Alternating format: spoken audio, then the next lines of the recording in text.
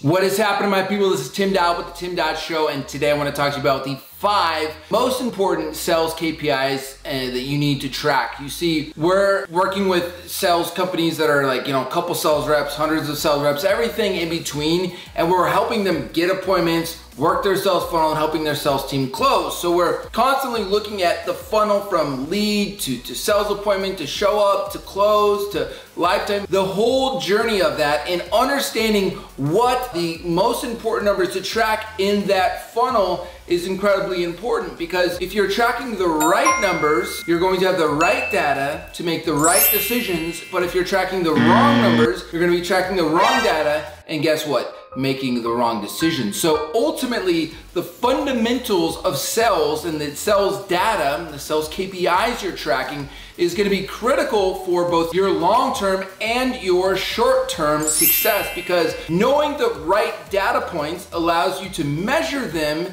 and then tweak them to get the greatest output. And not to make things too complicated, I hate making things complicated. My favorite thing is actually make things as simple as they could be and no simpler. So I'm gonna share with you the 5 KPIs you need to track that can actually help you make the right decisions every time. Now, before I do that, make sure to subscribe and click that bell, because I wanna help you do 2 things: sell more and scale more. And I'm constantly dropping videos that are gonna help you do both. Also, if you stay till the end, I do have a bonus training for you that's gonna help you out a lot. So let's go ahead and look at the 5 critical KPIs you should be tracking on a regular daily basis.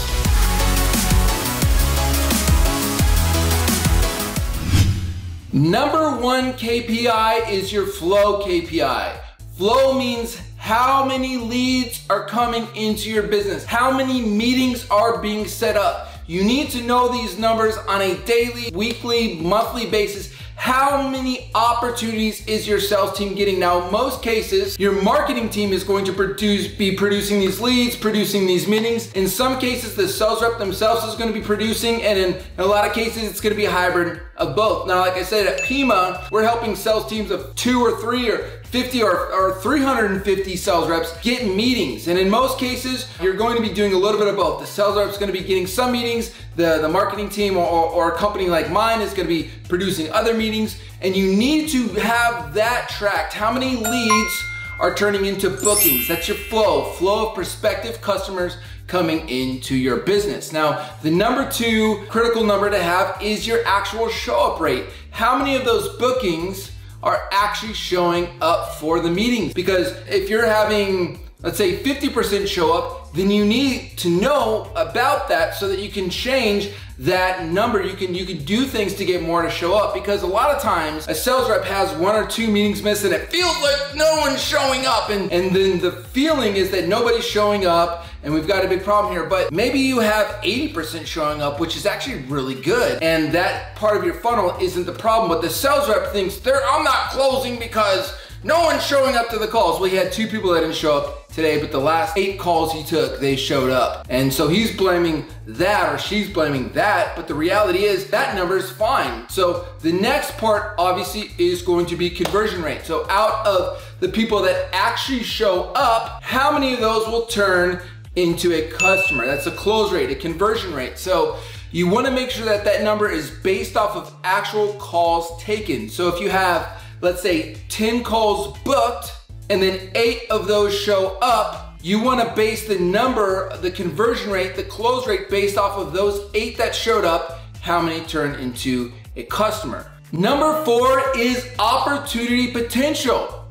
Why is this number important? Well, it's very important because this is a $2,000 opportunity. Is this a $20,000 opportunity? Is this a $50,000 a month opportunity? What is the opportunity potential of this lead? Why do you think that that is important? Well, obviously, if you have a big opportunity potential, you can invest more resources, more time, more effort into converting that. Now, if it's a $2,000 opportunity potential, you're not gonna invest $1,000 in gimmicks and stuff to try to get that customer on, because it doesn't make sense to spend all that time. So understanding your opportunity potential is gonna be critical to know how much time and resources you can actually throw at this. And I'll give you an example. I remember when I was pursuing a potential client, they're just doing an insane amount of money, like $500 million.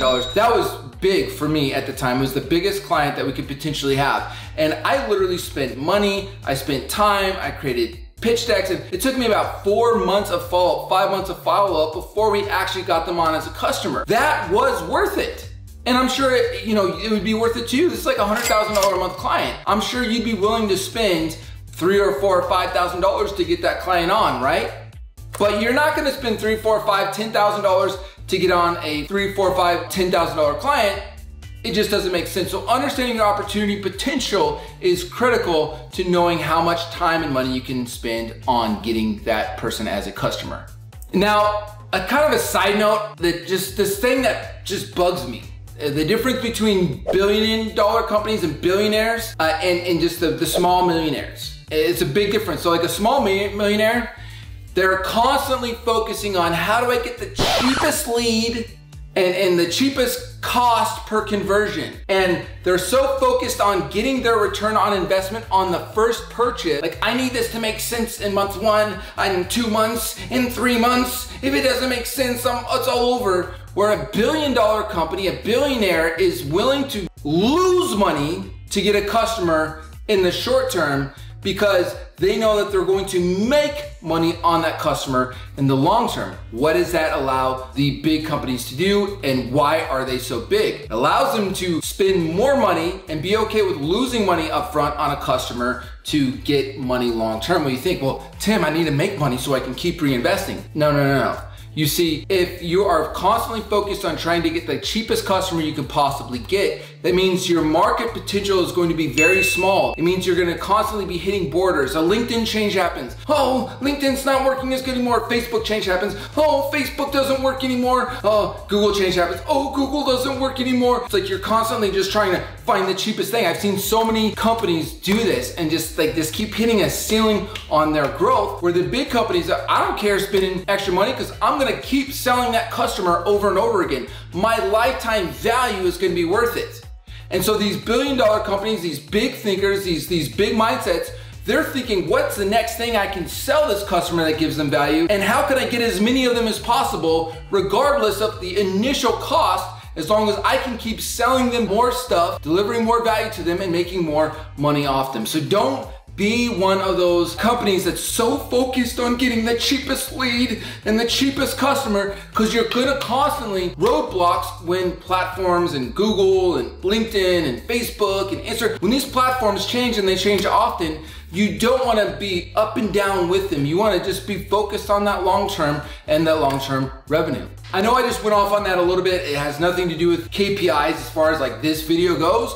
But for your long-term success, understanding lifetime value, that's kind of a bonus number that you have. Your lifetime value is probably the most critical KPI that separates just like these fluctuating, like kind of small companies that are doing their KPIs from the really, really successful companies. Is that really successful companies, they're focused on lifetime value. So I guess it's a bonus KPI. It's not in this list, but make sure you're focused on lifetime value, please.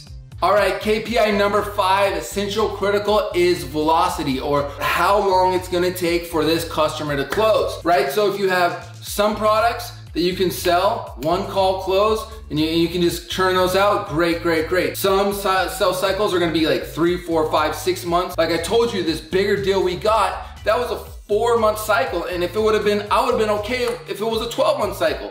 I would have kept following up, but you have to understand what the velocity is. Why is that critical? Well, obviously you have to know how long it's gonna take for you to get that person as a customer and start recouping your investment. But also, and this is something that a lot of companies miss out on, is how can I remove time from the equation? How can I get said result quicker? For instance, a lot of people do very bad follow-up. They're, follow up every now and then. I'll send out a monthly email. Hey, maybe hopefully they get, and it makes this cycle very, very long. When we do a sales call with somebody, we're gonna follow up day 1, day 2, day 3, day 4, day 5, day 10. We're gonna be on their radar constantly because we wanna remove time from the equation. And so when you understand your velocity, you can start going, hey, how do I remove unnecessary steps? Hey, how can I speed up this process? How can I remove time from the equation? Which means if you can cut that cycle in half, your velocity in half, you're gonna be able to bring in deals a lot faster, get your revenue coming back a lot faster, and start focusing on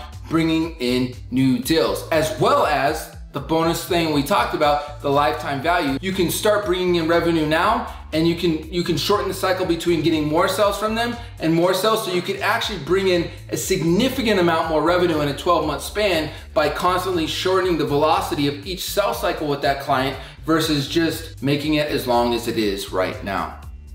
And if you stay for the bonus, I've got that bonus for you. I'm gonna show you how to fill up your sales team calendar with meetings, as well as how to set up automations that actually warm those up. Remember, we're shortening the velocity of the sales cycle. So if I can set a meeting on Monday, that meeting's for Wednesday. If I can warm them up with automation on Monday, on Tuesday, on Wednesday, and then post that sales call, I can set up automations that remove time from the equation, get that sales prospect warmed up, and speed up the process that it takes for them to actually close. Now that training is gonna be on a link at the end. Before I give that to you, make sure to like, comment, and subscribe if you got value from this video. If you didn't get any value, if you thought it was horrible, don't worry about it. But if you did get value, if you did say, hey, that was helpful, make sure to like, comment, subscribe. If you want to ask me any questions, I will respond to any of your questions down below to help you out even more. Remember, I'm here to help you do two things. I want you to sell more, and I want you to scale more. And if you stay to the end for that bonus training, you can click that link below there. It's going to show you not only how to get your sales team's calendars filled up, but it's going to show you how to set those automated systems so that your sales calls get warmed up before their call. Again, this is Tim Dow with the Tim Dow Show, and I will see you soon.